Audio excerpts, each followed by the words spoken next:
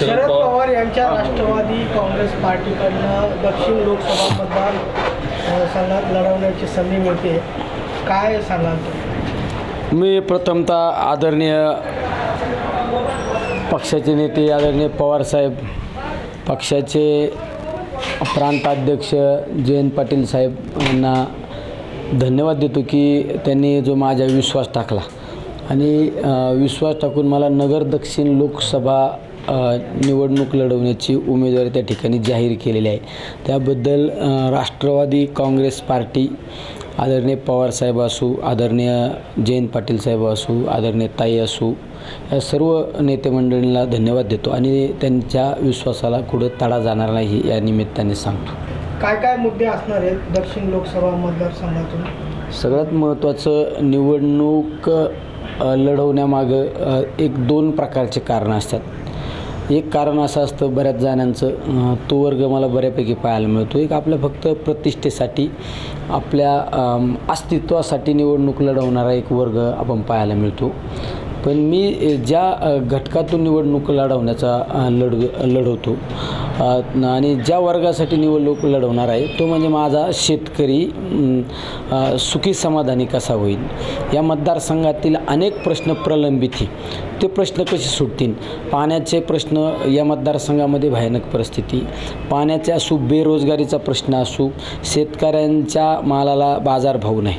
आज तुम्ही पाहिला असेल कांदा दरवाढीच्या बाबत म्हणजे किती भयानक परिस्थिती. म्हणजे आज शेतीमालाच्या त्या खतं बियाण्याचा विचार केला तर आज मुद्दल भावात सुद्धा राहत नाही, शेतकऱ्यांचा तोटा होतो. दुधाच्या बाबतीत तर 10 वर्षापूर्वीचे दुधाचे दर आणि आजचे दर, म्हणजे ह्या सगळे मुद्दे घेऊन मी लोकसभेमध्ये मला संधी तर लोक देणारच आहे, मला एक विश्वास आहे. पण मी माझ्या पुढील 5 वर्षामध्ये या जनतेसाठी पूर्णपणे या पदाचा वापर करण्याचा प्रयत्न करीन. काल आज खासदार सुनील विखे यांनी म्हटलेलं आहे की मी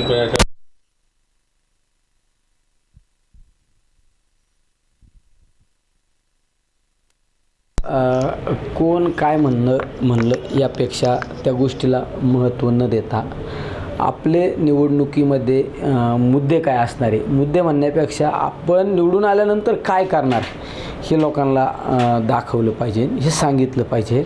आणि आपण आपल्याला ज्या मतदारसंघामध्ये मला पारनेर नगर विधानसभा मतदारसंघामध्ये 2019ला आमदार म्हणून संधी मिळाली, त्या 5 वर्षामध्ये समाजासाठी काय काय दिलं हे तर आपण सगळ्यांसमोर आज मांडलेला आहे आरसा. त्यामुळे पुढल्या 5 वर्षामध्ये मतदारसंघामध्ये काय करणार, विकासाच्या मुद्द्यावर ही निवडणूक लढवण्याचा मी पूर्णपणे प्रयत्न करणार. काही नगर दक्षिणचे जे आमदार आहेत तर ते अजित पवार गट या गटामध्ये आहेत, काही शरद पवार गट आहेत. हे समीकरण आता कसं तुम्ही जोडून आणणार आहात? आता परिस्थितीनुसार कसा मार्ग निघतो आहे काय. आता सुरू तर झाली आता लढाई, आज उमेदवारी डिक्लेअर झाली, आता एक एक चित्र पाहायला मिळेल. काँग्रेस आणि शिवसेना देखील तुमच्यासोबत राहील का असं वाटतं का? महाविकास आदरणीय पवारसाहेब असो, आदरणीय उद्धवसाहेब ठाकरे असो, आदरणीय थोरात साहेब असो, काँग्रेसचे नेते मंडळी असो, यांच्या नेतृत्वाखाली महाविकास आघाडी काम करते. आणि ही महाविकास आघाडी एक अभेद्य युती आपल्याला पाहायला मिळणार आहे. या युतीमध्ये कुठंही दगाफटका तुम्हाला दिसणार नाही. सगळे नेते मंडळी, ज्या पक्षाचे नेते मंडळी, महाविकास आघाडीतील काही इतर घटक पक्षसुद्धा एक दिलाने एक जीवाने आपल्याच पक्षाचा उमेदवार आहे ह्या भावनेतून काम करणार आहे. काल तुमची बाळासाहेब थोरात यांच्यासोबत बैठक झाली, नेमकी काय चर्चा झाली? नाही, थोरात साहेबांची मला भेट घ्यायची होती. थोरात साहेबांचे मला आशीर्वाद घेणं अपेक्षित होतं, कारण थोरात साहेब हे जिल्ह्याचे नव्हे राज्याचे नेते आहेत आणि एक सुसंस्कृत नेता म्हणून मी त्या आदरणीय थोरात साहेबांकडून मी पाहत आलेलो आहे. महाविकास आघाडीच्या कालखंडामध्ये सुद्धा ते महसूल मंत्री म्हणून ते काम पाहत असताना माझा आणि त्यांचा जवळून संबंध आला.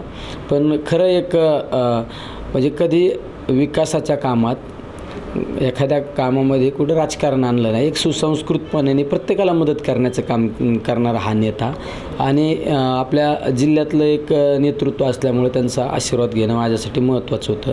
पण काल माझी भेट नाही झाली, काल उशीर झाल्यामुळं, पण आज त्यांना मी भेटणार आहे. चल.